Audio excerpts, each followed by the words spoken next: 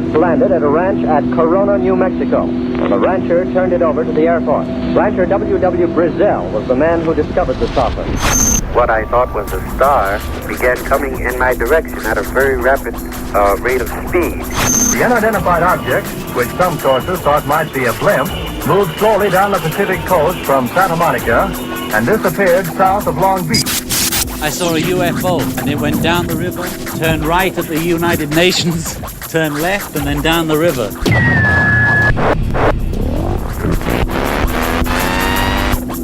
UFO classified. UFO classified. No more plausible deniability. Fact, fiction, or the truth. You decide. And now, the new voice of the high desert, the hostess of UFO Classified, Erica Lukes. Well, happy Fantopia Friday, my friends. I'm Erica Lukes. Always happy to be here with my peeps on Friday night. I want to just give a shout out to everybody in chat. You know how much I love you and enjoy every week getting in there and seeing you and your thoughtful, respectful comments, the great questions that you ask. I really, truly feel camaraderie with all of you. I support you. And I want to give a shout out to Northern UFOs, who has been taking my show every week and putting it on YouTube so I could reach a broader audience. Thank you. That means the world to me. Tina Marie is the most excellent producer on the face of the planet. I want to say just really quickly that when you're looking for good, credible information, it is imperative that you find a network that stays out of politics, that doesn't bully or demean people, that operates above board and really sets us apart. And I know that Tina does that. I am proud to be on this station. I encourage all of you to be thoughtful when you're looking for radio shows. Definitely, I've seen some things, and I think that we need to rise to the occasion and make this a very respectable, professional subject, the way it should be treated. Tonight is a special night for me because I have someone on the show that I have looked up to for a long, long time. I began publicly broaching this topic when I had a series of orange orb sightings over the Salt Lake Valley back in 2013.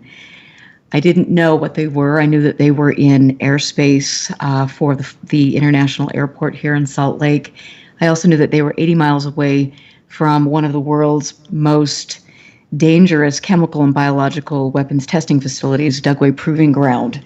So for me, being a community activist, I wanted to know what they were because I had seen them and I was having these personal experiences that also triggered something in me. So at that time, I became a field investigator from MUFON, eventually state director.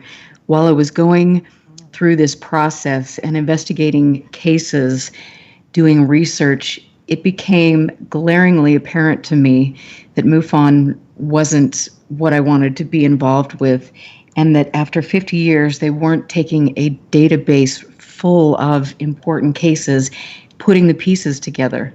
And so my goal was then I started Project Orange. Bob Sparing's been on my show, and we were working with Terry Ray. We were analyzing the data. There's a shocker. We were identifying areas where there was recurrent phenomena. Places like, you might have heard, places like Marfa, Texas, Min Min in Australia. There are places in Missouri, the Yakima Indian Reservation, Hessdalen, which you know that I have recently traveled to and have a new video on YouTube you can find. These are places that have the same types of sightings. Very, very similar to FOO Fighters.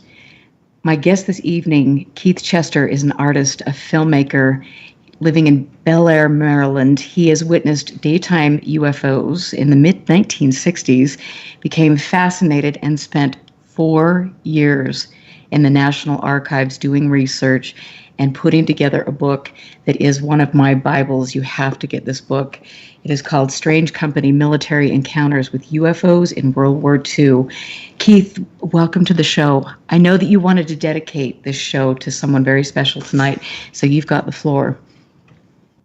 Hi, Erica. Thanks. I'm glad to be on the show. I really appreciate it, and thank you for the kind words.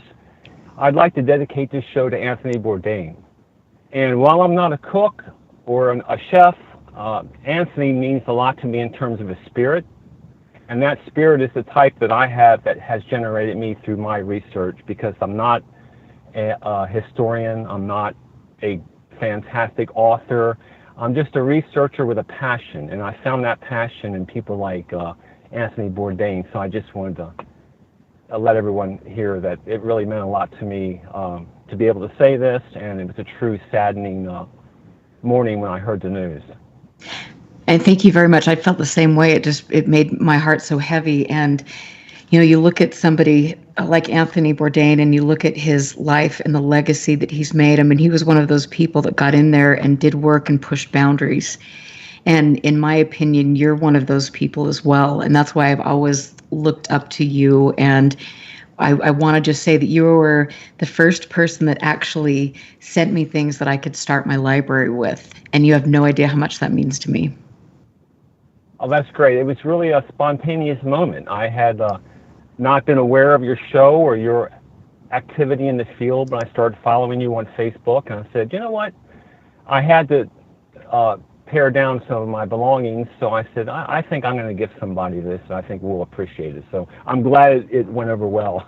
Oh, I am so stoked. It's been really a cool process for me because, you know, Barry Greenwood has been instrumental in helping me acquire Mary Kastner from QFOS for her collection. I've got Fran Ridge, Jen Aldrich, all of these people sending me things. And tomorrow I'm having my little party, this grand debut of all of the people in Utah who are coming to my library for the first time.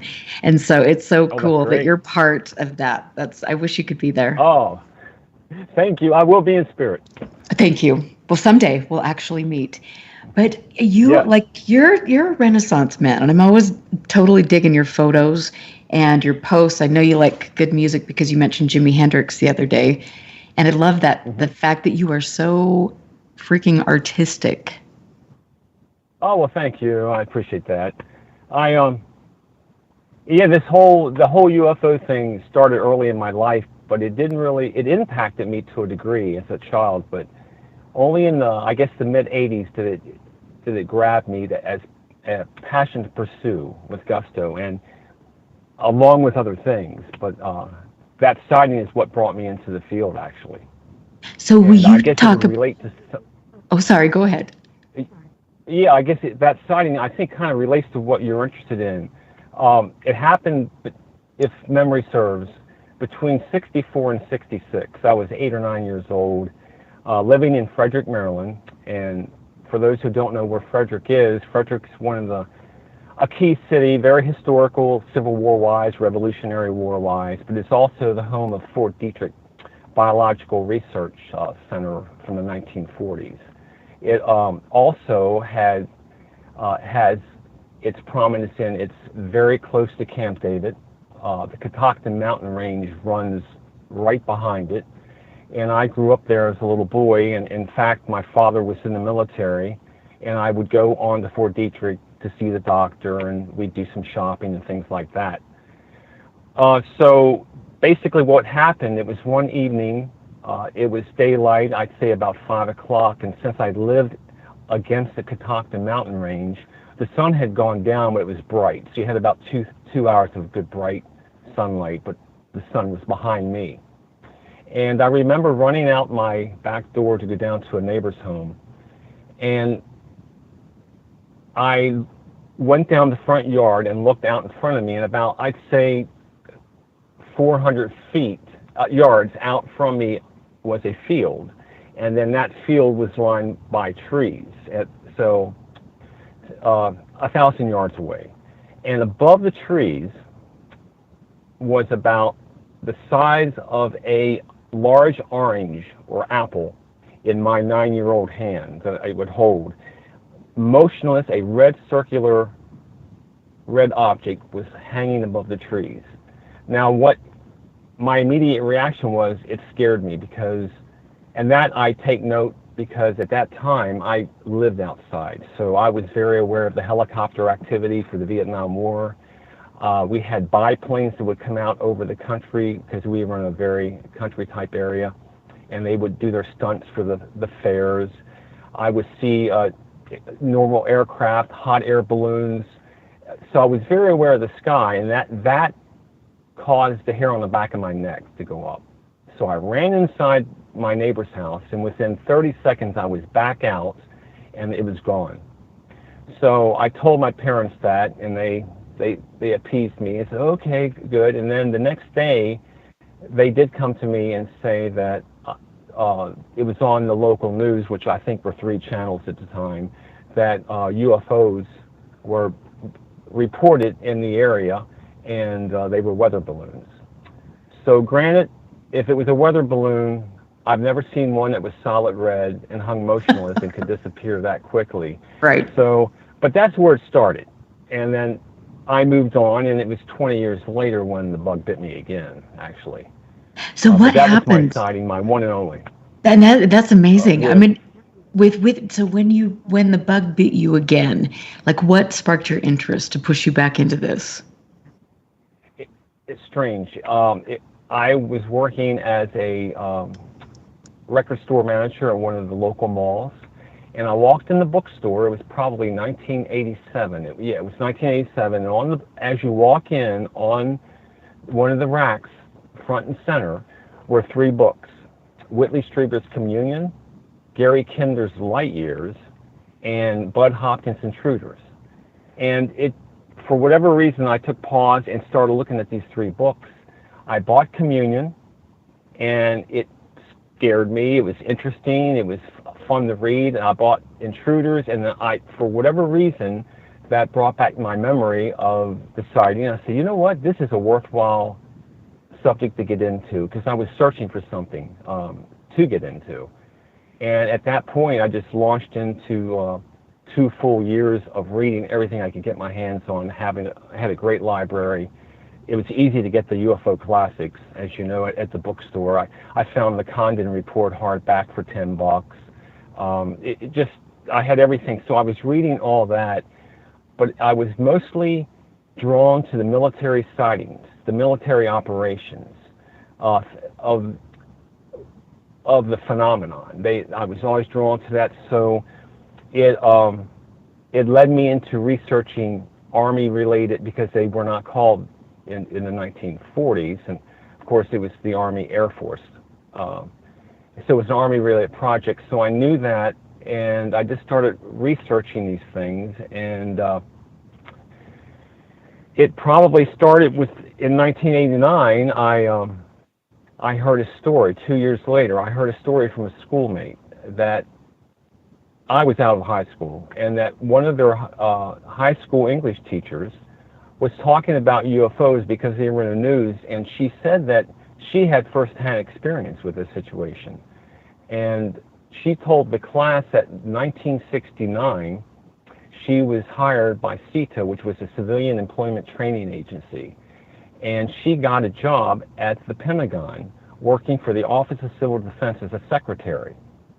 And she was a secretary to a small staff, but it was run by Colonel Davis.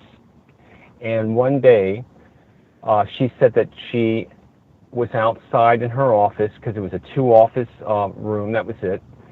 She heard Colonel Davis and 2 other officers discuss having a UFO and occupants in the possession, what they should and should not tell the public. And so I thought that was fascinating, that she would just launch into telling this to the class. So I tracked her down, but before doing so, I knew that Leonard Stringfield was a very prominent person with crashed UFO retrievals. And I contacted him, and we became fast friends in '89, and he said he would mentor me through the investigation or my research effort into it, which did not pan out to be that I could dig or find anything of significance, other than there was an Office of Civil Defense at the Pentagon at that year. And then, of course, I interviewed the teacher twice, but basically it was relayed to me to leave her alone, or I'd have a restraining order put against me. So I just dropped it and moved on to other things. You know, yeah, absolutely. And I'm just sitting here with my mouth hanging open, so I'm sorry. Because you're telling me things, first of all, that your father was in the military. My father was in the military as well. And I spent the first year of my life living at Dugway Proving Ground. And so we both grew up, with the same type of background. I remember my interest was truly sparked as a child when I picked up a book, a UFO book, off the copy of the school library shelf. And so you're telling me these things, and I'm just going, we might be, twins separated at birth. Truly, this story, I think it happens to a lot of people, but you're right. I know no one interested in UFOs in the circle I hang with, other than a casual interest. But it really bit me, and so it's fun to hook up with other people around the country who have these same stories. But I love it. Pardon? I love it. Yeah, it's been a lot of fun. It's been a lot of fun, and I conducted several types of research, and it was, of course, Mr.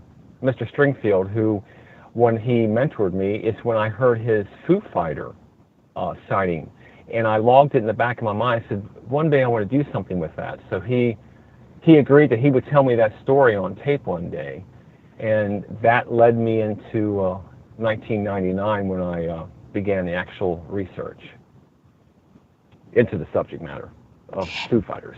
and I will say that there are very few researchers, if any, truly, that do what you did, which is spend 4 years at the National Archives.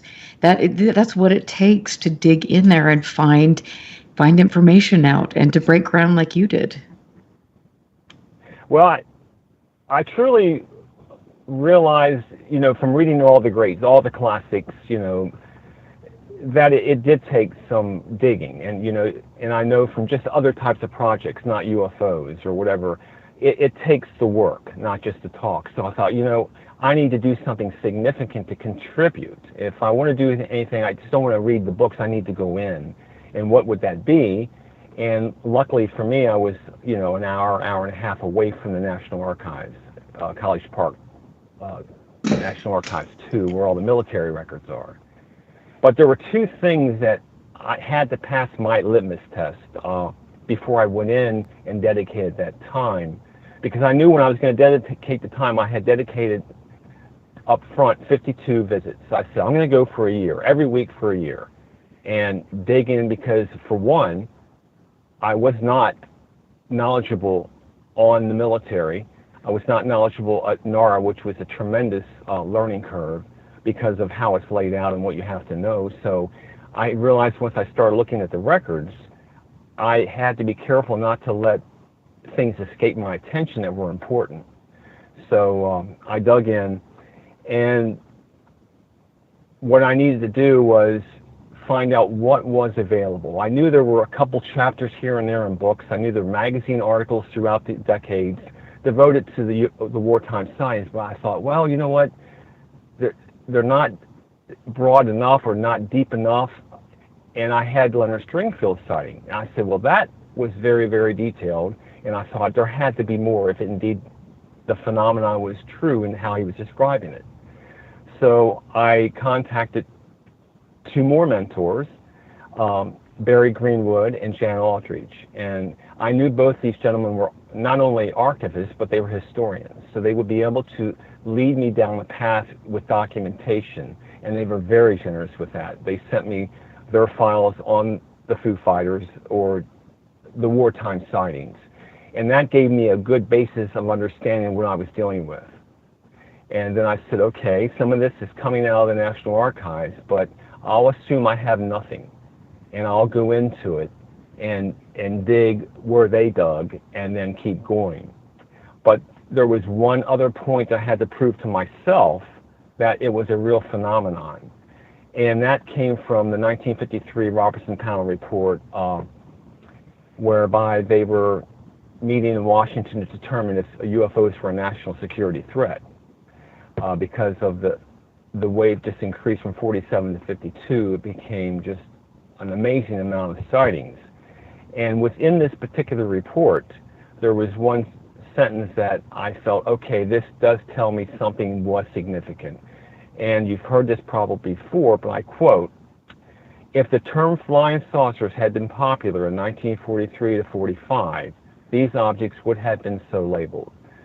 So that quote from the report indicated to me, yes, something unique was happening, and I would go in at that point and start digging. So which led me into 4 years. Oh my Lord. Well, I can understand. It's really addicting. You know, I just discovered Dr. Frank Salisbury's files, and I've been up there, and I am absolutely hooked. I can't wait to go back and just keep doing this, because you're discovering things that nobody else has put together. And it's a beautiful experience. It is. Many times I wanted to walk away, because I can tell you, I'd say 9 out of 10 times the visit was a bomb. It was, the records weren't the records that I pulled, I wanted to see, or the records weren't exactly how they identified them, or the records were missing, or they were records that, because of how they read in a finding aid, I put together, I said, well, these may be it. So there was a lot of missteps, or looking at records that really didn't have any pertinence, but I decided, well, I'm just going to start learning from those records too. So I was getting intelligence reports about particular military operations, particular units. So in that realm, it was a win-win. But coming across actual material that pertains to the phenomenon was really very thin. And so it probably took me about 200 times to accumulate what I did find. Wow. I don't know if I would have that patience. I mean, that is staggering to me. And that's the sad thing. Most people don't. So you're a unique individual. Yeah. I mean, I would question myself once in a while, but it was a thrill. That's why it was just, you know, I'd go along and I'd find that nugget, and I'm like, wow, there is something here. And I understood intelligence operations. I understood the secrecy aspect and how things can be hidden, how things work through reading a lot of the books and talking to people. So I thought, yeah, these files are here. Are they accessible to me? Possibly. Will I find them? Possibly.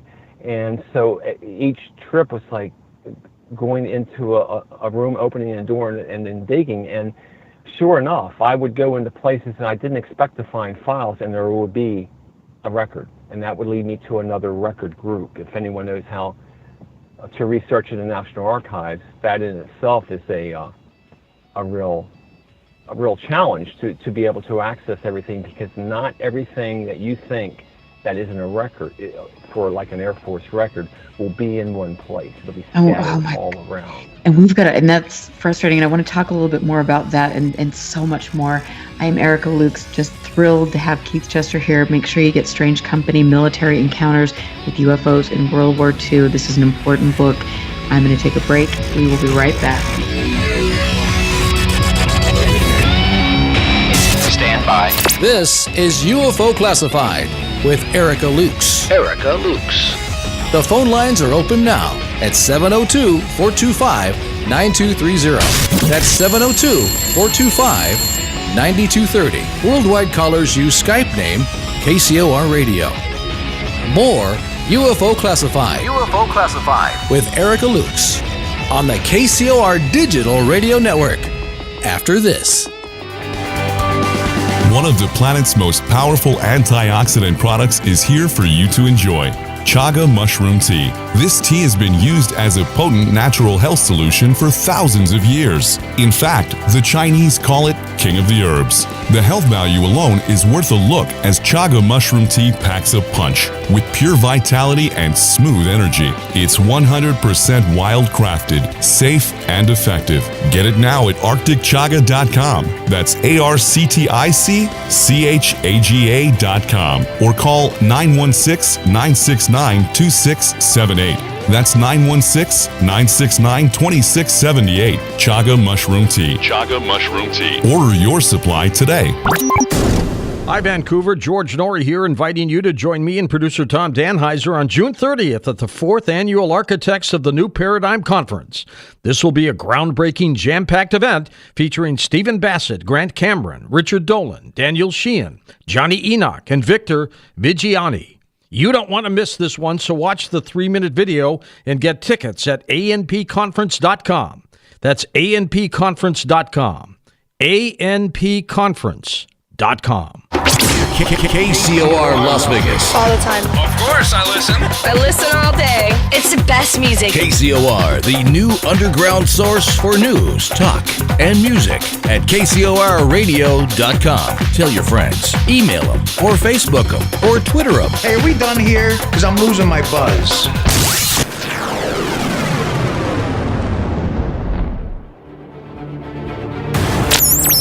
What is the government hiding, and why?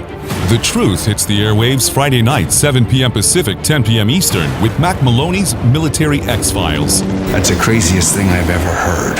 Plunge deep into the paper trail of classified files. Unlock the secrets the government's been hiding for years. From UFOs to conspiracies, they've got you covered. With us this morning in the KGFL studios is a local rancher who has a startling story to tell. You found something on your ranch? Some kind of debris? This wasn't just any debris, sir.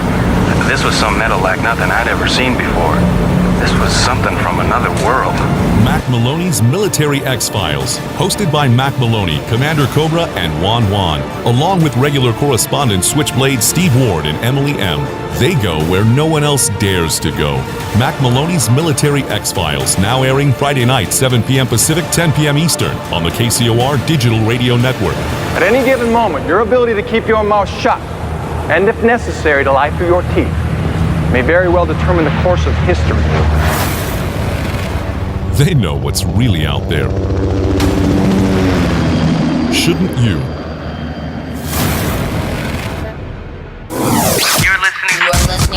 You're listening to UFO Classified with Erica Lukes, where the truth isn't hidden beneath the black lines of a Sharpie. That's the craziest thing I've ever heard. To be on with Erica, call 702-425-9230. That's 702-425-9230. Worldwide callers use Skype name KCOR Radio. Radio contact. Share your thoughts on the show on Twitter by using hashtag KCOR. Or head over to the live chats at KCORradio.com. The audience goes nuts! And now, your host of UFO Classified. Are you ready? Erica Lukes. Erica Lukes. Welcome back, everyone. I am my computer is having some issues tonight, so I hope that you can't hear what I can hear. I am back tonight with one of my heroes, a person that has absolutely done his best to archive history, to get out there, to push boundaries. His name is Keith Chester, and I said before we went to break, if you don't have Strange Company, Military Encounters with UFOs in World War II, you have to get this. This is one of the best books I have ever read on the subject, and he is here talking about his first experience with this orange amber orb that was over his neighborhood. He was talking in the first segment about his two mentors, which conveniently are mine as well. And I love hearing this. I know Barry and Jen are both listening tonight, so I want to just give them a big shout out and tell them how much they mean to all of us. Keith, when I want to talk to you, because when you walked into the National Archives, you were talking about how frustrating that was and how you really adapted and you figured out that you could just add layer upon layer of your knowledge and it would make that case when you found it all the more important. But tell me what happened the first time that you discovered a case that you really could grab onto.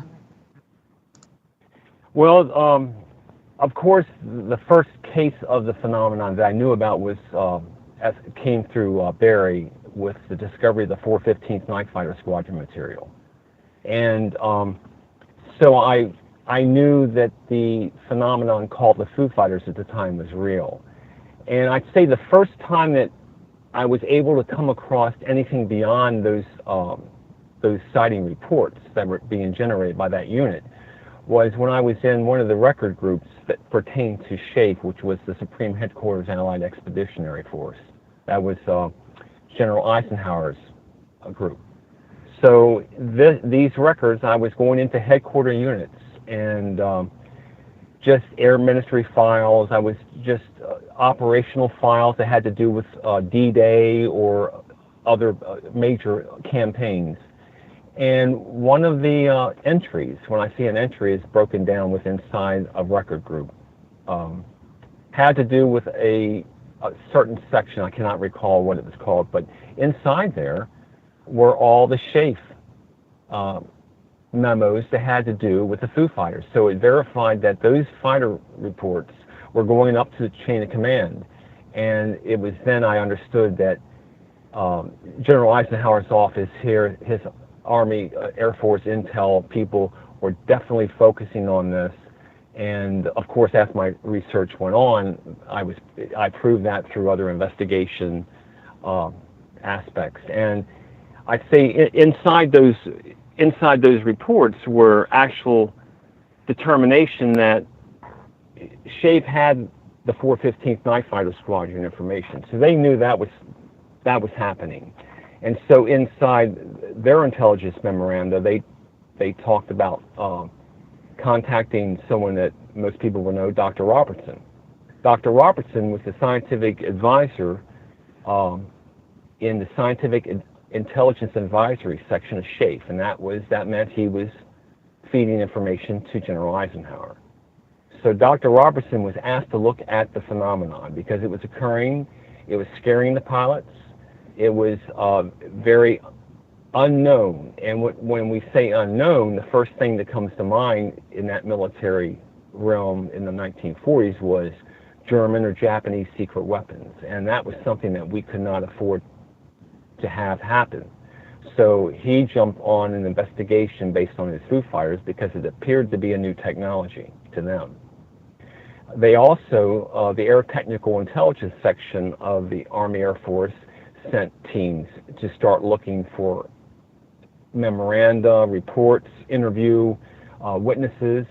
And so there was quite a few things that I'd say by the May of 1945, there were no less than 5 or 6 investigations into aerial phenomena, including the FOO Fighters, which was just one name given to the phenomenon that went all the way back to the 30s. During the wartime, the names in the reports would be scarecrow flares, chandelier flares, rockets, jets, balls of fire, FOO Fighters, spherical balls. So there was a ton of type of terminology that were being generated in the intelligence reports. And I was finding these intelligence reports and putting together a picture that showed that it was unnerving the witnesses. And at first, the air intelligence people who were interviewing the crews coming back were ridiculing them. And they were saying you were drinking, it was nothing but war nerves, you didn't identify it properly, you were under a lot of stress due to combat. But a lot of times it wasn't even during combat. And then by I'd say mid to late 1944, the tide had changed with the air intelligence officers, and they didn't ridicule because they realized if they started ridiculing, the pilots and crews wouldn't talk, because that's the last thing they want to do is talk and then be grounded because they're considered unstable for air combat. So they started letting the witnesses put the reports in, and a lot of the great reports that are truly phenomenal we can't find. And then one major report that we know was generated by Dr. Griggs, who is a very important figure during the war. We can't find that either. And Dr. McDonald interviewed Dr. Griggs to learn about his investigations of what was called the FOO Fighters, and then in the Pacific Theater of Operations, they called them balls of fire. But I don't know what direction you want me to go in. I mean, well, I have to ask you because, Dr. McDonald, I mean, he's, talk about a hero. Do you know if that interview is that at the University of Arizona? In the archives? I think it is. Okay. I believe it is. Yes, it is. Because I got that information from Richard Hall. I was able to go to Richard Hall's house and get information. He communicated me early on, and I got that the notes that McDonald took from the Griggs interview, which was not a lot, but it was significant enough to know that there was a report, at least one report generated, and it was probably under the General Arnold, who was the commanding officer of the entire Army Air Forces. That probably went to him. But again, that's one of the major reports that have not been found. So what is the reason for the lack of this paper trail? Well, I guess it's just like any operation today. The lack of the paper trail could be one or two things. One, it was a technology that completely was not of this earth, let's say. And that technology, they were just assembling a phenomenon file or a technology file, and they put it aside, and it still was kept secret all the way into today. Or it was as others think, it was a foreign technology that was far in advance of us, and that technology was being exploited right after the war. And of course, many people have heard the theories that right after the war, the German scientists were here for about 2 years. They had been out in Texas. They had been at Wright Field, Wright-Patterson Air Force Base, the Edgewood Arsenal. We had a slew of the top German scientists. And one estimation of the German aeronautical scientists, engineers, they were around 20 years ahead of us in progress. So that's where that theory or that conspiracy falls onto the Nazi element, the Nazi secret weapon. But that, if you look at it myopically, just in the terms of the war, okay, that's fine. But when you look at the spectrum of the phenomenon as a whole, going back into the 1800s before that and to today, we understand that there was truly a phenomenon existing within the phenomenon being seen. And that's what I was trying to show, that there was a true phenomenon occurring during the wartime. And a lot of times, those reports were being labeled as the terminology during the war, such as the chandelier flares, the rockets. They thought they were seeing jets. But then there was a handful of great, right out of science fiction annal reports that people were seeing these objects that defied explanation. Major sightings, speeds of thousands of miles per hour, zipping out of sight within a second, portholes, cigar-shaped objects, very, very high, strange things that put me on the hunt. It excited me to think, can I find that report? And I know some of those reports existed, and there is one major report I must bring up that I think that the listeners, this would be in 1942, and this is an official report. This was found by a British researcher, Andy Roberts. Anyway, this happened in 1942 over Turin, Italy, November 28th, 29th. And it was a squadron of the number 5 bomb group, and an object 200 to 300 feet in length was traveling at what they estimated to be about 500 miles per hour. 4 red lights spaced at equal distances along its body. And so it was so unnerving that one of the reports that I got copies of, I quote this: "Herewith a copy of a report received from a crew of the Lancaster after raid on Turin. The crew refuses to be shaken by their story in the face of the usual banter." So this is early on when they were calling the crews nuts and telling them, you guys don't know what you're talking about, what's up. And but that is officially on the record. So right there tells me there is a secret file, or the file just hasn't been found. It was collected up and put somewhere else, and it's just awaiting discovery, which is always what I'm excited about. What file will I open up that a group of these sightings were put by accident, or some officer from another office had them and never got them back, and in the meantime all the other copies were destroyed. These are all the little things that you face when you're looking at the National Archives paperwork. I could go on for 2 hours talking about that kind of thing. Well, there were some phenomenal sightings. And this is so cool. I've got somebody in chat, Jeff in chat, who's saying he lives in Tucson, and he should go visit Dr. McDonald's files at the University of Arizona. And I'm like, yes, you've got to do it, because, like you were telling me in break, when each of us we look at this through different eyes, and we're going to glean something out of going through archives and put new things together, which is that's exciting. It really is. And like I said, everyone should go into the archives, no matter how many times that a particular record or archive has been looked at by people who have similar interests. There's always going to be the chance that what they come out with won't be necessarily what you're interested in, so they may have left a detail behind that's pertinent to your research that could connect the dots. And that's one of the reasons why when Jan Aldrich and Barry Greenwood sent me what they had, I determined, well, that's great, but I'm going to go in and look at those same records just in case someone who grabbed those records, or I think Barry was the one who discovered them, what if he didn't have time to look at the next folder and miss something?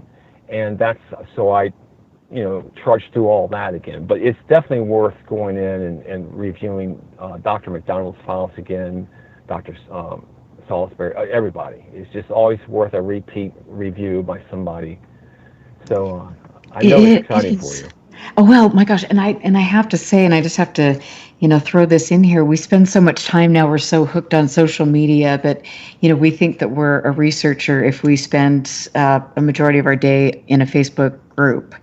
And that's not the case. You're a researcher when you get out there and do what you did, and either interview witnesses, go in and research archives, put things together, get information out there. That's what we really need, and I think we've fallen pretty short lately. So it's fun to learn from you, Barry, Jan, Fran.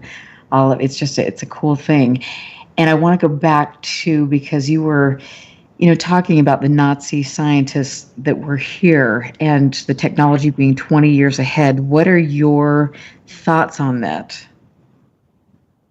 Well, I believe truly, with the files that's been available regarding technology, there seem to be significant indications that they were on the drawing board, at least. There were projects that were being designed and engineered, because the Nazi Germany, their budget went to that. They wanted people to think outside the box and continue to experiment. And so there probably were types of research that were brought back here that we exploited. Absolutely, without a doubt, we exploited. And was this technology significant to the UFO phenomenon? Maybe in some of the sightings, maybe some of the things occurred. I can't say that what a lot of people were saying, that the Nazi research was resulted in the crash at Roswell, which always fascinates me. I'm always, like everyone else, Roswell, though it's only one case, was a pivotal case in terms of what I was looking at, because I knew the German scientists were out there. So I thought, well, okay, I will listen to those who think that technology could have been brought to a degree. It crashed, and they had to cover it up. And the best way to cover it up is to have a story. And if it was a UFO story, fantastic, because who's going to believe that? And we can hide under that kind of veil. But the scientific knowledge and the quality of German scientists we know through Project Paperclip, through Project Overcast, Project 61, all these were projects designed and went into the 60s to bring German scientists and engineers into this country. And that's why, they needed that knowledge at least to get up and running, to fill in the gaps. Not that our scientists or engineers weren't at the same level, but maybe the money wasn't there to exploit it, or pieces of the puzzle weren't quite complete, and the German engineers were valuable. As we know, the German rocket team put us on the moon. So von Braun, Kurt Davis, all of them, that was NASA. They were the ones who put us on the moon with their experience. So that can't be ignored. Now, there is and not to go completely off the rails, but I do think now with some of the things that we're hearing, at least in the UFO community, with the occult practices, and you can't talk about Nazi technology without dabbling in occult practices. Do you think that there was some of that played into any of this at all? When you say occult practice, you're saying in terms of people at the time back then dealing with it? Well, I mean, we know that Nazi Germany was very, very involved in studying the occult. It was very important to them. They had heritage. Their culture, parts of their culture were based on things like this. They had great interest. Hitler had great interest in it, and I believe Himmler, the leader of the SS, had great interest in this type of thing. And so when we're talking about the UFO phenomenon, I think you have to incorporate all of it. Everything, everything beyond nuts and bolts has to be included. And the fact that we know that they were involved, we're involved, I mean, we know all these paranormal aspects. I don't know who coined the term high strangeness. Was that Linda Moulton Howe? But that, to me, is the phenomenon which incorporates all these facets of research. And some of us aren't interested, so we'll ignore it and say, no, that's not part of it. But I think that's a wrong thing to do, because we don't have an answer. We just have, it could be all of it combined. It's a huge phenomenon. It's just one facet, the nuts and bolts. Who's to say nuts and bolt aspect is not real?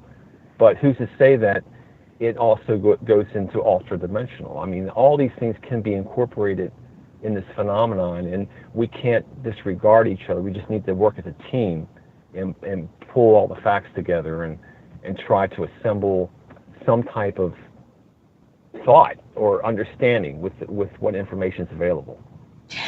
Absolutely, and I think that it's really important to stress that, you know, when you're doing good research, you have to separate your belief systems from your research, and that's a really difficult thing to do, especially when you've had personal sightings.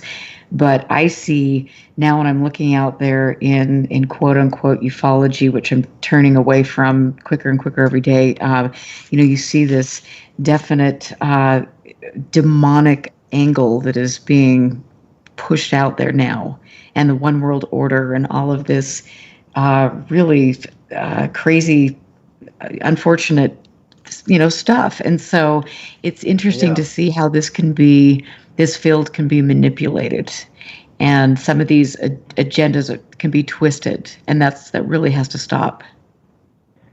It does, but to be fair, a lot of people coming into the field, they're exposed to what they're exposed to. And I, come into the field, I was exposed to the nuts and bolts aspect, because when I was growing up, the books were nuts and bolts. And I think your last Gordon Lohr talked about NICAP, how Kehoe would not put occupant sightings within the NICAP reports, because he felt that would downgrade the quality of what NICAP was doing, because he was pursuing congressional hearings.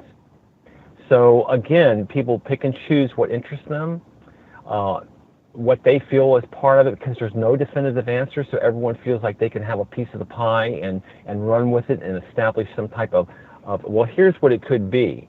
It's just when that is fine, and I'm totally in acceptance of that. It's just when we bring it to a level where the nasty element of human nature comes out, and you belittle somebody, you attack somebody. There's no room for that. It's just an open dialogue is what is needed. And so I'm okay to a certain degree, but I don't follow a lot of the out there, and a lot of people have their agendas, like you said. But it's easy to ignore them too. Well, you're going to have to teach me how to do that. Because I just... Well, you're a little bit more involved. Wow. Yeah, you're more involved you're out there. You're doing radio shows, you're speaking. It's easy for me because I can shut myself up in a room and keep my train of thought and away from negativity and away from people who just want drama and who are just off trying to promote whatever it is they find interesting, disregarding what is known. You can't here I am. I'm one little niche of this situation of the whole phenomenon. I'm interested in history. Most people aren't interested in the history. To them, most of UFO people interested in UFOs, they're like, yeah, the history, yeah, they're here. We know that. Let's move on. What are they? Where are they from? So history is kind of irrelevant to them. But history is there to establish what it has been established as either fact or solid in the A to B situation. And that's why, I understand why people wouldn't be interested in what took place in the 1940s, but there are people who do. And again, that has to do with my interest. So you can see how that kind of plays out to what you were saying with people with all their different interests and what they're trying to say, if that makes sense. Absolutely. And you make a great point. To me, it's critical, especially given, some things that are taking place right now. I mean, we have to understand the history. We have to understand how the intelligence community has dealt with all of this, people's belief systems and political aspirations, and how this is all kind of mixed into one, and we have to build on what we already know, what people like McDonald, Fran Rich, all of the people that have been doing this forever, what they worked so hard to establish for us. And that's really critical. We have to build on the history there. I'm Erica Lukes here with Keith Chester. I knew this was going to be dynamite. We will be right back, and Amy, I will ask your question. Stick around, the best is yet to come.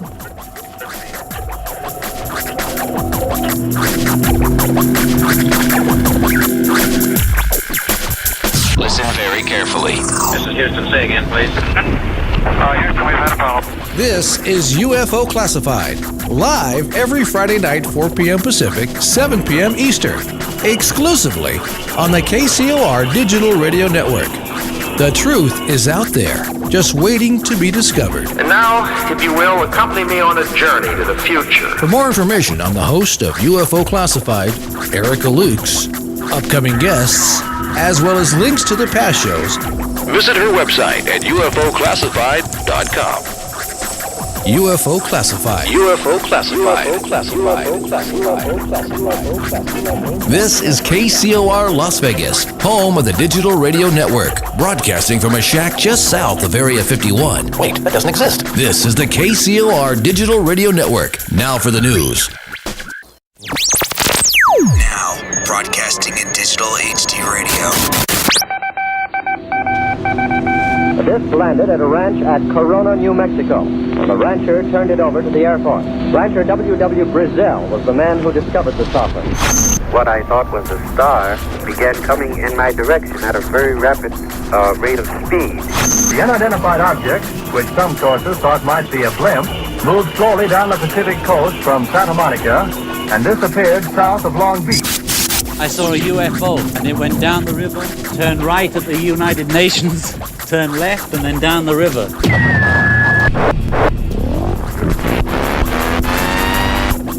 UFO Classified. UFO Classified. No more plausible deniability. Fact, fiction, or the truth. You decide.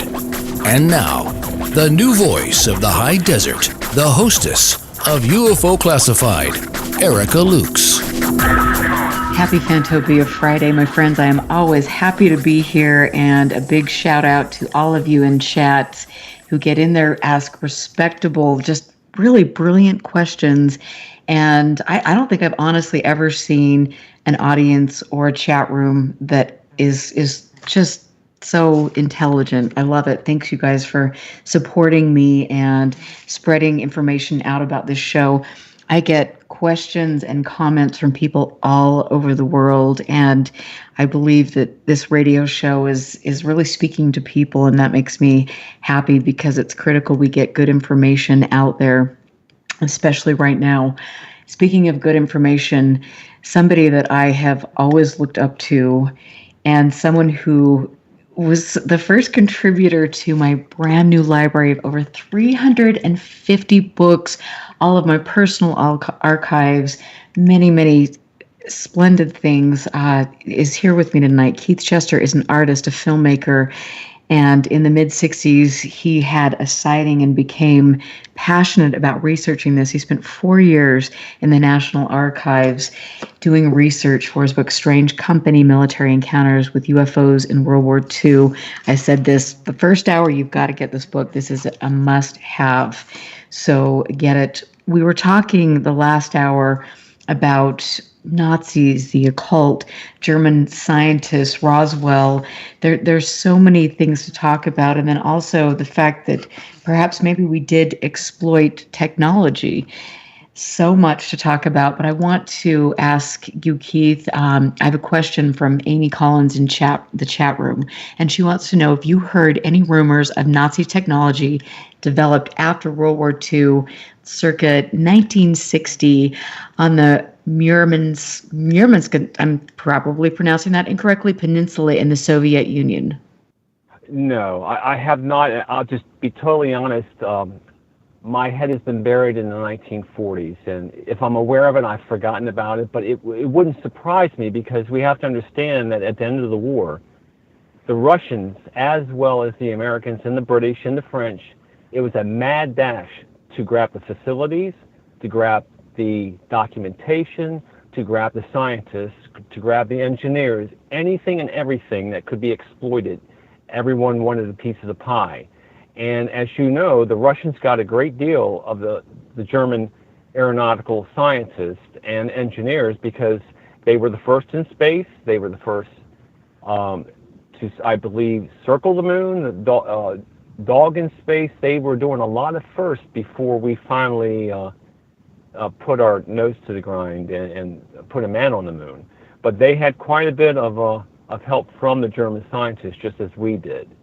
So to her question, absolutely, it wouldn't surprise me at all. But I'm just not aware of that particular story.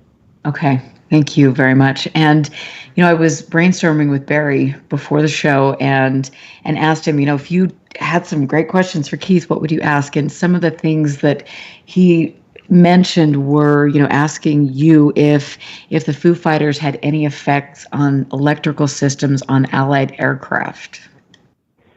Yes.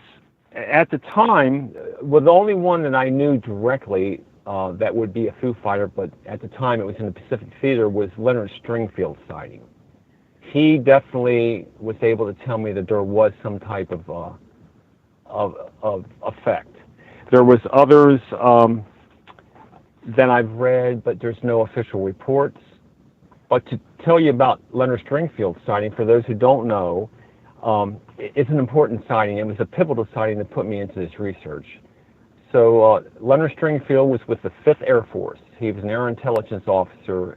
He was a sergeant, and he was with some of the first intelligence officers to come into the Isugi Airdrome, Japan, in preparation for bringing the troops in for the invasion of Japan.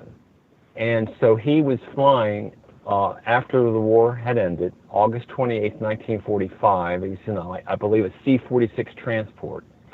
And they were out over open water. We had air superiority at the time. And he was flying between the islands of Iijima and Iyashima. And coming out of a cloud bank the size of a dime were 3 objects that, like a burning magnesium. They were flying in unison. And about that time, he heard commotion in the cockpit. The co-pilot came back and said, we're going to crash into the ocean. And that panicked everybody. So he was able to still watch, and he realized the aircraft was dropping altitude dramatically. And about the time that these three objects went back into a cloud bank, it was about an arm's length. They were the size of a dime, to give you an idea how far they were away, I guess. They did an emergency landing at Ieshima, and he was able to get out of the aircraft and try to find the pilots, but they were whisked away for debriefing. He did notice oil all the way down the side, on the side where the objects were seen along the aircraft, his aircraft. And when they landed, he was able to keep digging into it and found out that there was indeed malfunction with the gauges, some type of electrical malfunction. So that's the one that I've heard, and I put a lot of credence in Mr. Stringfield telling me the truth, but nothing in the official reports that I have seen other than the fact that there were actual research being done with what they call the death rays. And the death rays were sonic cannons or electromagnetic weapons that were being developed. They go all the way back into the 1920s or 30s in Britain. I think some in the U.S. and Germany where they were trying to completely knock out the electrical systems of the aircraft and bring them down. So there was a real effort there. Dr. David T. Griggs was looking into this because there was one report where an aircraft was going through an area where they had some type of electrical issue, and they believed that it had to do with some type of possible weaponry. And Dr. David T. Griggs, who was a radar expert, was looking into that. Some of the details escape me because I did all this research in '94, so I hope the listeners can forgive me for losing some of the facts. But yeah, there is some pretty significant indications things were happening. And then, of course, we hear a lot of stories where secondhand sources and talks about this, but the provenance is not there. So, and it's curious to me. I mean, when I look at, NARCAP has done extensive work with regard to military and commercial pilot sightings. And, a majority of their cases, I mean, you would get the feeling, just like with the FOO Fighters, and correct me if I'm wrong, but that whatever this is wasn't necessarily a threat. What are your thoughts on that? Well, the two people that I interviewed, Leonard Stringfield and Major Harold Augsburger. Major Harold Augsburger was the commanding officer of the 415th Night Fighter Squadron, who named the objects the FOO Fighters. That squadron named them that in late November 1944. Both those gentlemen, in later life, both felt they were dealing with something extraterrestrial.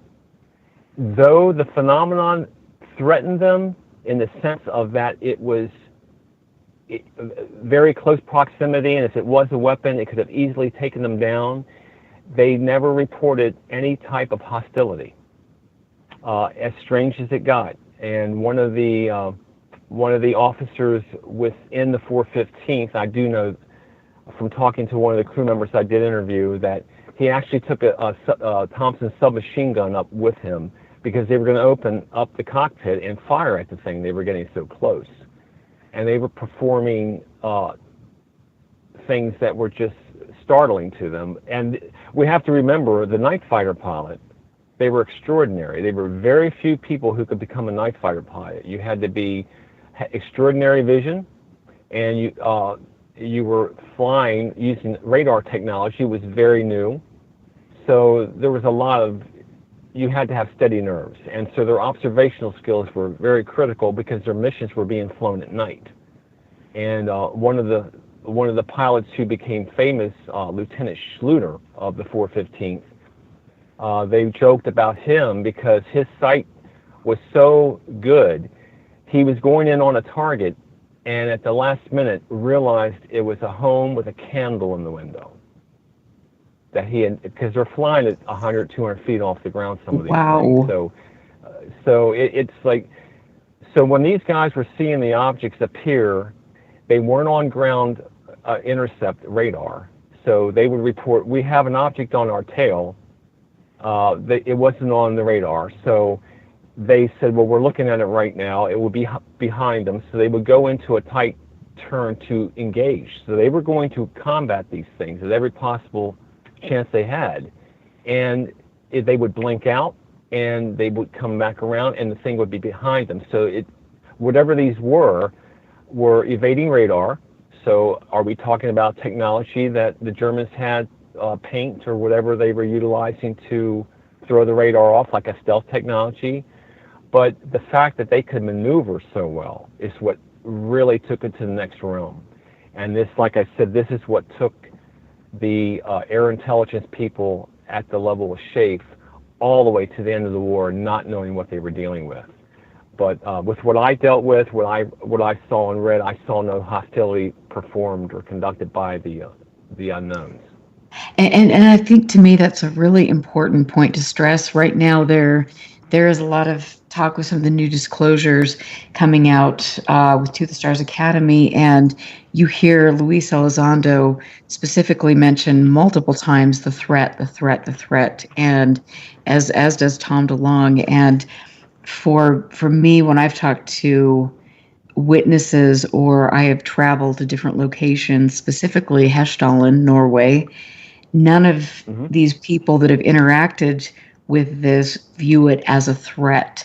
And so for me personally, I have to stress that you need to look at the overwhelming majority of information. And if people, the powers that be, are deeming this a threat, then there better be some pretty good evidence to back that up, because this is a really critical issue. It is, and I think we could define it as the term threat. The threat itself could be the fact that if it is something unknown, as most of us believe it is an unknown, that it's invading our airspace, and that means if it did turn hostile, it would be a threat. That in itself means it is a threat in terms of national defense, or air superiority, or air supremacy, whatever you would have for a nation.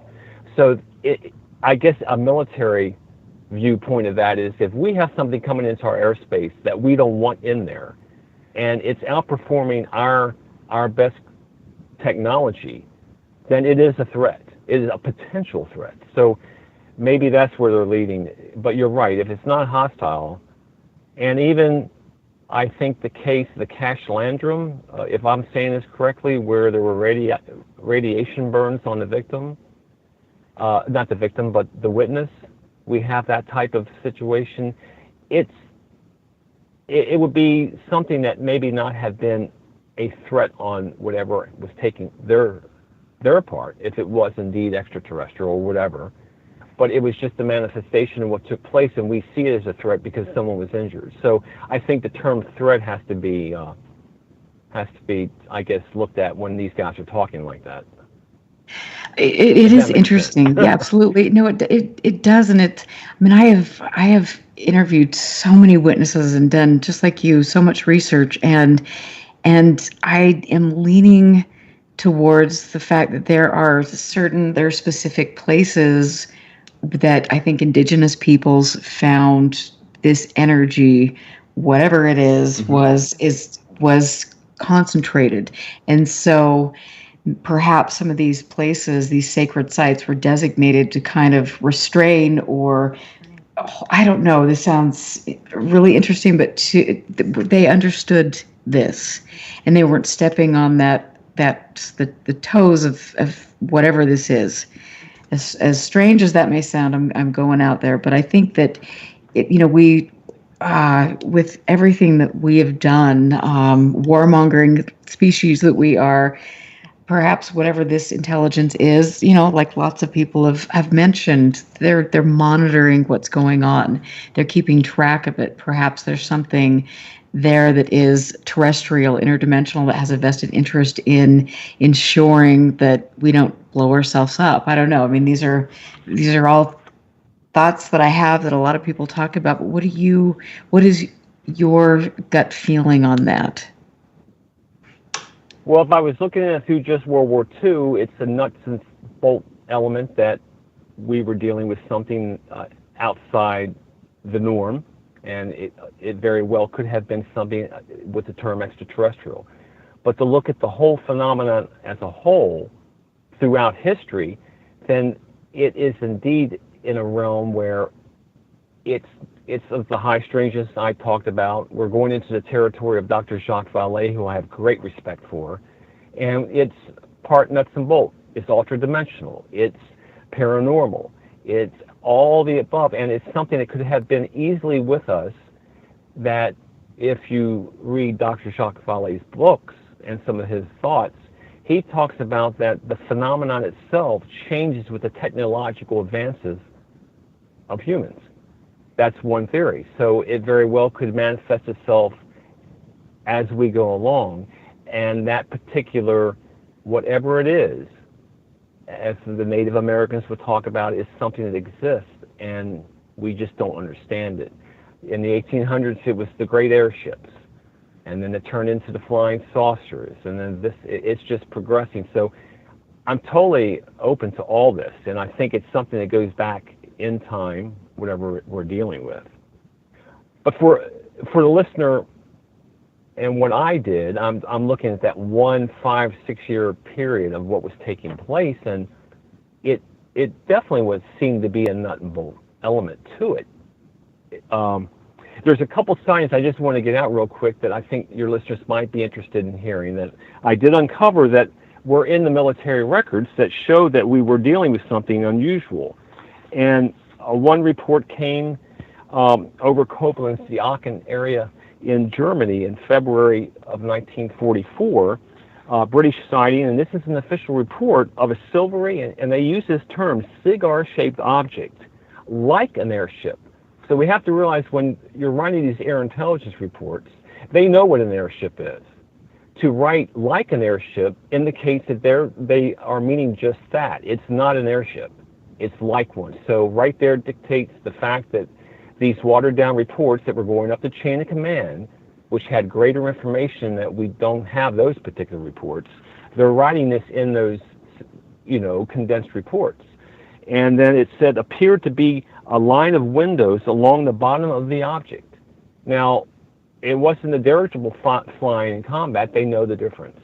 So right there's an extraordinary sighting that can be looked at as saying, yes, we're dealing with something that was reported in this time frame into the 40s, 50s, 60s. We know that's a classic shape of aircraft. And I believe in 1948, it's where am I saying this right, the Charles Whitted airline pilot sighting, cigar-shaped with windows.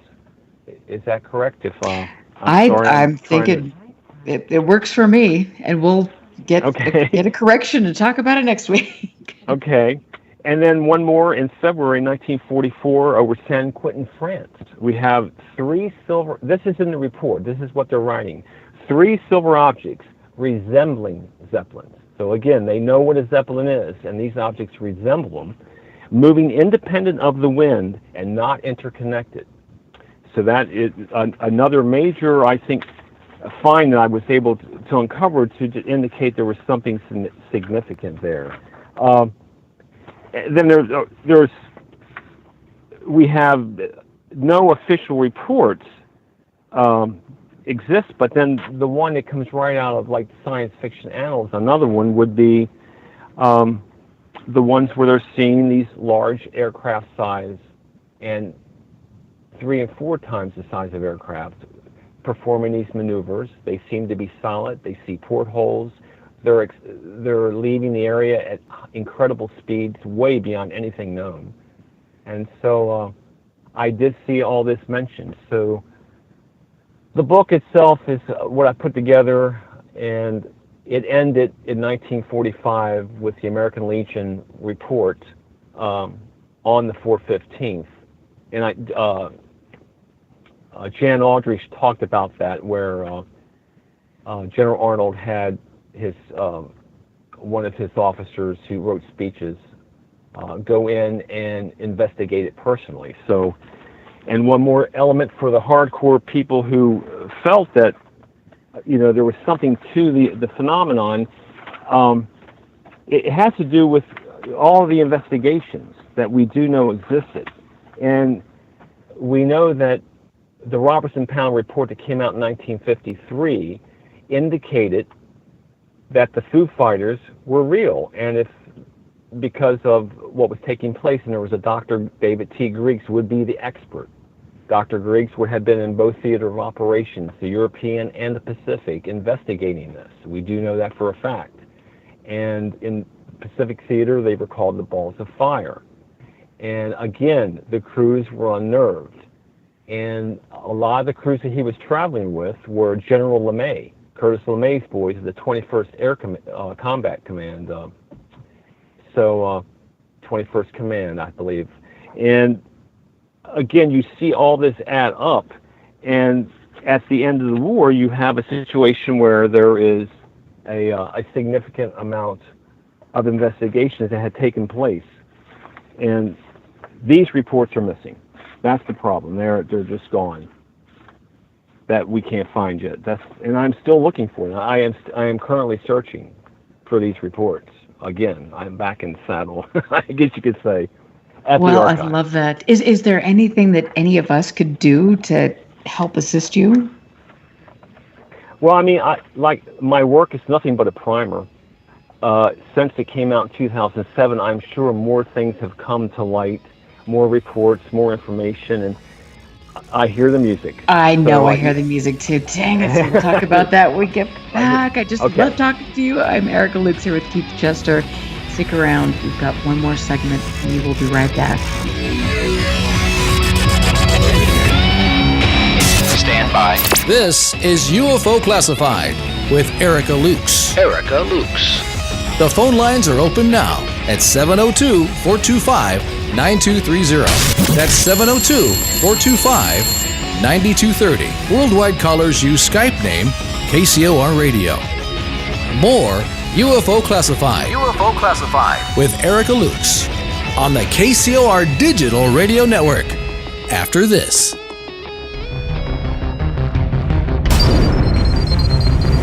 It's not just paranormal anymore on Monday nights, as Dr. Mary Barrett brings her outside-of-the-box thinking to the KCOR Digital Radio Network with Not Just Paranormal. Not Just Paranormal. You guys ready for this? Live every Monday at 7 p.m. Pacific, 10 p.m. Eastern. Your one-hour show that covers not just the paranormal, but an array of unique and sometimes controversial topics. That's crazy. Absolutely crazy. Not Just Paranormal. Hosted by Dr. Mary Barrett. Informative, unique, entertaining, like nothing you've ever heard before. A tool for people to connect with the universe and begin to understand it.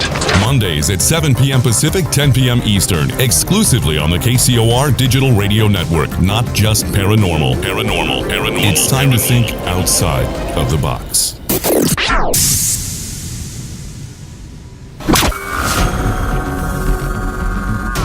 There is a world outside that which we live in, a realm where fact and fiction collide. The Paradigm Matrix. The Paradigm Matrix. Hosted by Willie Miranda every Friday night at 6 p.m. Pacific, 9 p.m. Eastern. The Matrix is everywhere. It is all around us, even now in this very room. The 1 hour show that will surely leave you hanging on the edge of the rabbit hole. The Paradigm Matrix explores a universe of topics from UFOs, cryptozoology, conspiracies, as well as all things paranormal. Enter a world of the twisted and deformed. Friday night, 6 p.m. Pacific, 9 p.m. Eastern. The Paradigm Matrix, exclusively on the KCOR Digital Radio Network, where fact and fiction collide.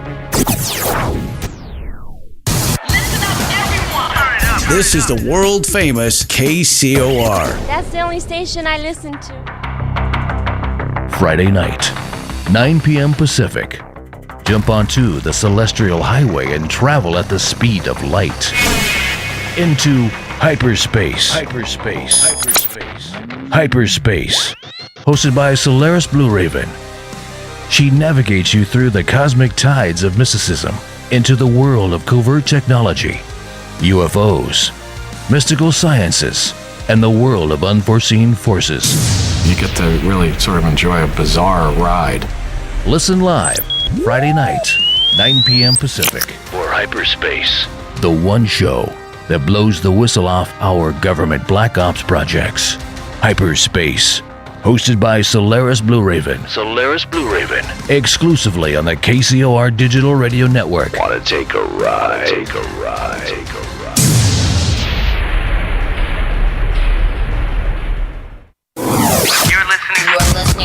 You're listening to UFO Classified with Erica Lukes, where the truth isn't hidden beneath the black lines of a Sharpie. That's the craziest thing I've ever heard.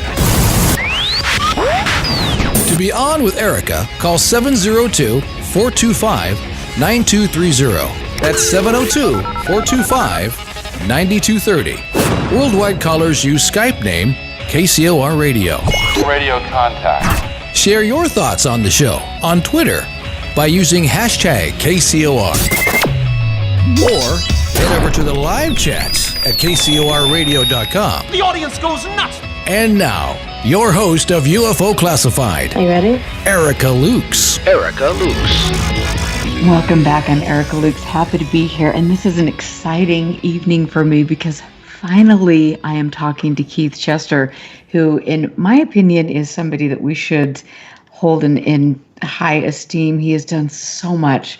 And I love the fact that he is specifically honed into World War II, the FOO Fighters, all of these sightings, because for me, when I'm going to Project Heshdalen in Norway and looking at the Marfa lights and all of these places all over the world, these are exactly the types of sightings that I am interested in as well. And there is a thread. Before when we left off, we were talking about, oh my gosh, Curtis LeMay, so many different things. And so, Keith, just, and on break, you were mentioning Robert Todd. So pick up wherever you want to pick up. Okay, I just, one of the things I like to point out by the end of World War II, that there were no less than 7 official investigations into the aerial phenomenon. And it doesn't necessarily mean it was called the FOO Fighters. I just want to stress that was just one term given the objects being observed. And I can tell you this, starting in 1943, the British were conducting an investigation, but it was under the title of rocket phenomena. Now, they called it rocket phenomena because they knew the Germans had rockets, but there was something wrong with their intelligence. They didn't realize that the sophistication of the rockets were at that stage, so they had to call it a phenomena because it didn't meet what they had intel on, and that was surprising to them. The Air Ministry was surprised by this, so they actually had an investigation called rocket phenomena that started in 43. Then you had Dr. Robertson, who was working for SHAPE, the Supreme Headquarters Allied Expeditionary Force. That was General Eisenhower. He was a scientific advisor. He was personally investigating the phenomenon. And then you had the United States Tactical Air Forces that were operating as a exploitation element that was running after Germany's surrender in May 8th. It no longer that the tactical air forces were they involved with operational combat. This was an exploitation element. That means they were on the ground, in the air, they were running down the facilities, they were running down the scientists, the documents, on and on and on, and that was headed by General Spatz. And so that was air technical intelligence. Teams were tasked with this, and included in this task was the balls of fire and FOO Fighters. They actually had a questionnaire that they would go in and ask some of the scientists that they believed that were engineers who were affiliated with, let's say, the German flak. They were going in and inquiring, are you aware of this phenomena? Were you utilizing any kind of technologies that could do this?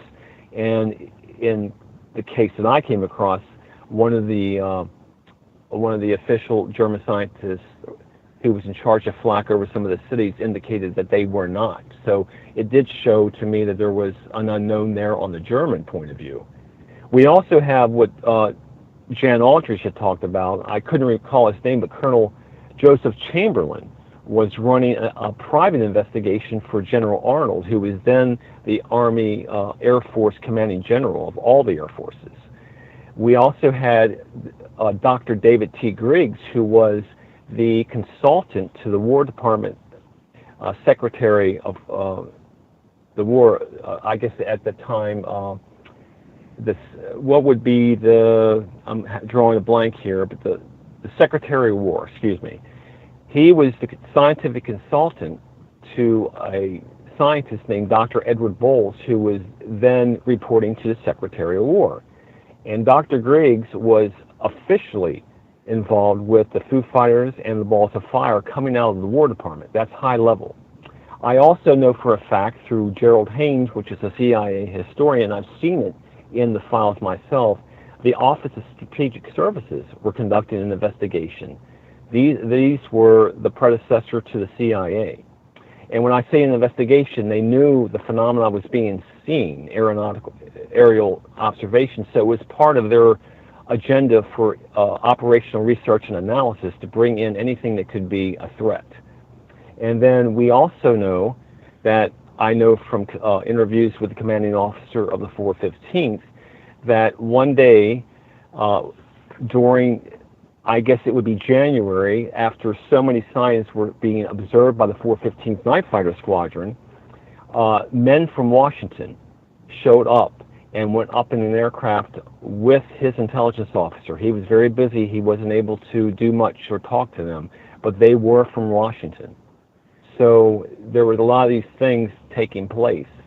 And the reason these 7 investigations are so critically important is one other major part of the story of World War II, and that would be what they called the ALSOS mission. And that was the intelligence gathering of the atomic bomb, which at the time of D-Day, we had no clue if they had the bomb. There was no in fact, General Eisenhower, prior to the beach landings at D-Day, sent in frogmen with Geiger counters to determine if there was any radioactivity on the beaches, because they were scared of at least dirty bombs at least.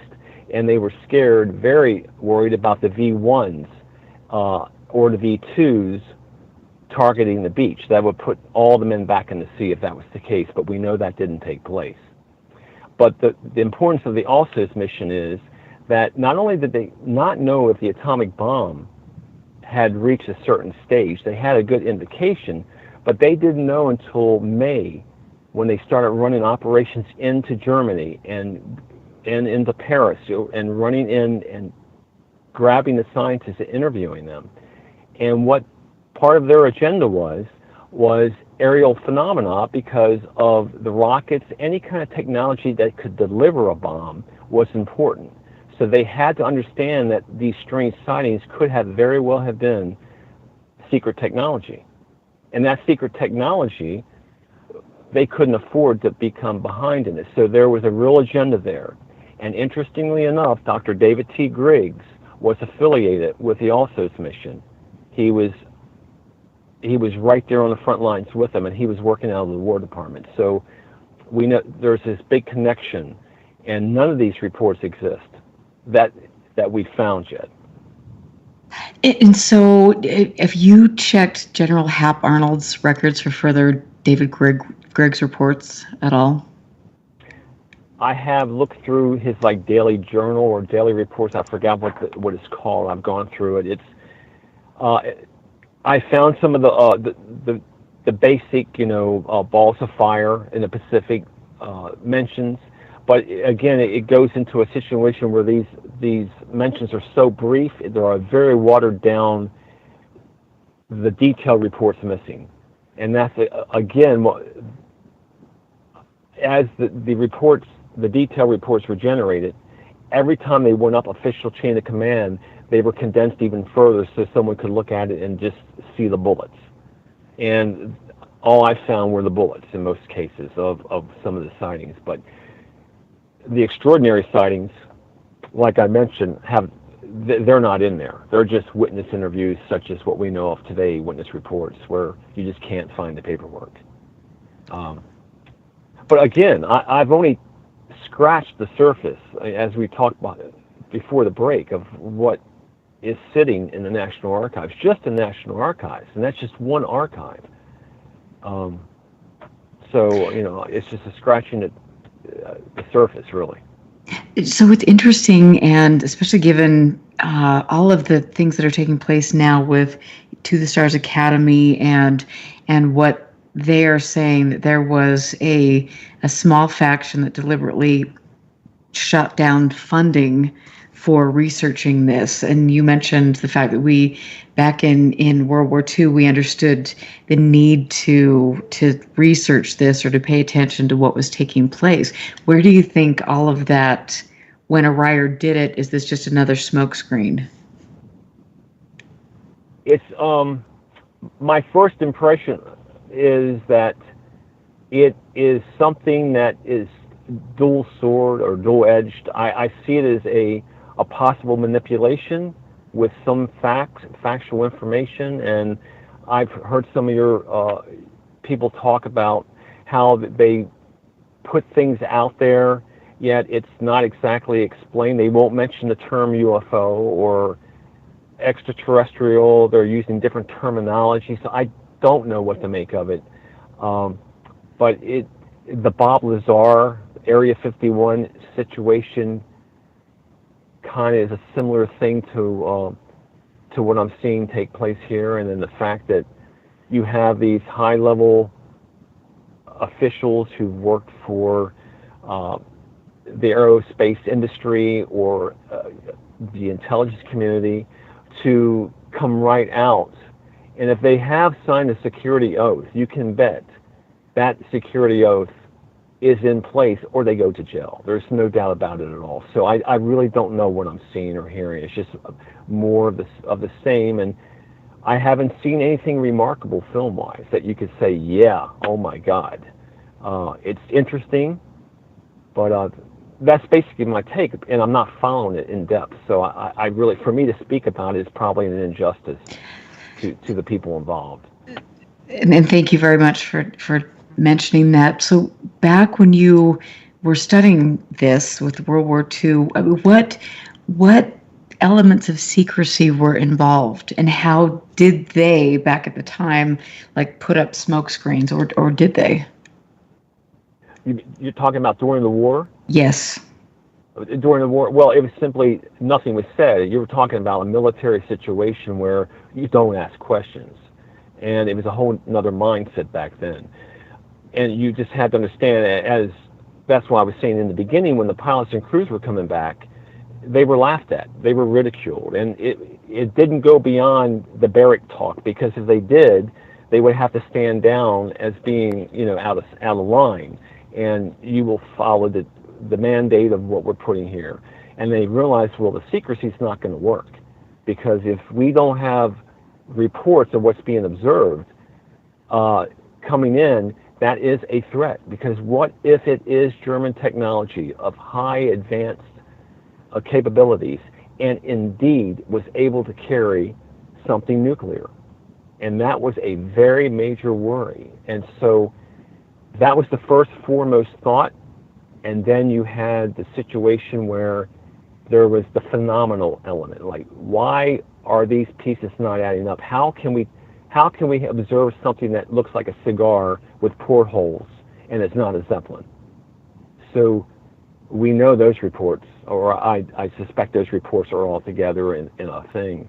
And the one thing I did discover in one of the record groups was something called a war. It was a file, and it was labeled under phenomena. So at the War Department level, they had folders generated for phenomena. Inside those folders were the flares and the rockets and the jets, which very well could have been something phenomenal, but they just had the terminology to apply it to something that they were seeing. And I think it was called a war spec binder. And I think there's just so much more to be discovered, and that it was very, very easy to keep secrets at that time. If you were told to shut up, you in the military, you were able to keep a secret. they never dreamed of the FOIA. They never dreamed of the Freedom of Information Act coming out and allowing people to see documentation. So I think it was very easy to keep secrets at that time within the military and government. And so I have to ask you, because time is running short, but when you went into the National Archives, I mean, you're doing that again. I mean, describe what it's like, and when you look at one archive box, what does that look like? Well, you pull, for instance, you go in and there's hundreds of what they call record groups. Record groups could be Record Group 226, Office of Strategic Services. Record Group 227 would be the Office of Scientific Research and Development. And inside those record groups are what they call entries. Each entry is a subcategory. It might be about an operation. It might be about combat files, administration files. There could be hundreds. And inside there are thousands and thousands of boxes. I've seen one entry have 10,000 boxes in it. I am not kidding you. And these boxes are probably about 6 inches deep, and they can hold up to about 2,000 sheets of paper. And if I'm on a good day, if I'm going through in a good set of documents, I can get through about 16 boxes. Sometimes more, because like I said, I'll pull out 16 boxes and it's complete irrelevant things, and I can turn it back in and get something else quickly. So I can rifle through some. I've become very, very good at seeing names, dates, places, and not having to sit there and read a document. I scan it pretty quickly and just take a picture of it. Yep, need that, need that. And because it's just so much. And there's still hundreds of thousands of documents still classified amongst all the record groups. It's just, we'll be long dead by the time they release all this stuff. Well, and that's why it's in the presidential order. It's so I just have to say, I mean, again, I want to stress to people that are listening, get out there and do this. Everybody needs your help. And I look at, people like you, Barry Jan, that have done so much to preserve history. And I mean, honestly, if I were to, you guys are my heroes. And I really mean that from the bottom of my heart, because people don't understand what it takes to do this. You dedicate your life. You spend a lot of money. You sacrifice relationships, all of these things. It is a labor of love, but to me, it's the most important mission that I will ever be on. And I'm sure you feel the same way. Yeah, it's a fascinating subject. I mean, it's very, very interesting. It's incredible. It could definitely impact society, humanity, and it's just, I find it to be a lot of fun. I use that word fun. That really is something I go after with all my interest, and it's exciting. So for anyone to get involved in the field, pick the subject, pick the interest, and go after that niche, because you'll end up coming to a point where you might switch over to something else and just have a lot of fun with it. And I think when you do that, things can manifest, and you find out more information, and it's just, we can all build on the subject matter together. And I love that. I think that's really important. And when I was over in Norway, and I had all of these candid conversations with Erling Strand, who's the lead professor at Project Hesdalen. But that's, what he said. He was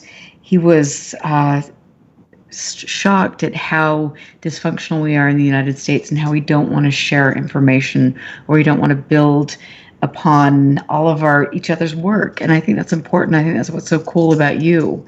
You encourage people, and you want to get them out there, because each of us has a different way we're going to look at this, and I love it. Yeah, it's very important. And I'm not a scientist, but I understand that you can't throw away all the data. You have to use all the data. And I think Jan Aldridge spoke about class, meaning that he was a skeptic of the whole subject, yet he did not want to discard the data, because all the data is important. And there's one last thing I want to throw in here regarding records. I was fortunate enough to meet a archivist at during my early years there. His name was John Taylor. John Taylor worked at the National Archives starting in 1945, and he was a resident expert of the OSS records. And I was fortunate enough to become, he would take me back to his office and tell me things. And one of the conversations we had was during the Helms administration, CIA Director Helms, I guess that would be in the 70s, Mr. Taylor sent somebody over to the CIA headquarters, and it had to do with information that was coming and going to the National Archives. I believe Helms was very pro, let's get it over there, but again, I don't think that's quite accurate, because he said that his employee was over there, and when he reported back, he said that he personally witnessed 2,000 linear feet of OSS one-of-a-kind records slated for destruction, and those records were supposed to be given to the National Archives. So we know the agencies were destroying records, and that was personally told to me, and there was big gaps in the information just there. So again, to think that they can't keep secrets, I just wanted to throw that out there, and as one of the stories of document destruction. Wow. I mean, that's stunning. And I just, even on a lesser level, to hear about, all of the researchers that dedicate their lives that aren't in the military, they're not scientists, but people like, both of us, and their families become so disgusted with their passion, or, nobody appreciates this, and all these files are destroyed, thrown in the trash. I mean, that is a huge travesty. It really is. That's lost history, according to John Taylor. He said that they were one of a kind, and in many cases there weren't duplicates. With the OSS, sometimes things weren't even committed to paper. They were utilizing British intelligence things. So we don't know what those records are, but at least a percentage of them, I'm sure, fill in pictures for all kinds of research efforts, probably including what I'm doing. You just don't know. And again, there's so much there I haven't looked at. It's for me to say that as fact, it still can be discovered. That's the exciting thing. Wow. And that's why I'm still researching. Oh, I am so stoked that you were still researching. Can you give us like any little teaser on what you're up to? Well, I'm doing a three-prong. I'll be real quick. I have a new book coming out after I jumped out of the UFO research because during that research, I had to investigate the German technology element. I was also involved with looking into all that. And during that time, I came across a high-level Nazi that we brought back to the United States, but the Nuremberg trials have him listed as committing suicide. And I wasn't sure I had that, so it took me 12 years. I finally got a lawyer involved who is penning the book. We have a book deal, a major book deal, and that should be coming out early next year. And the fact is that we used him for 2 years to assess the documentation to think that, are we analyzing this correctly? Are we reading this correctly? Did this guy survive? And so that's coming out, and that's one of the big things. So I'm researching more about that.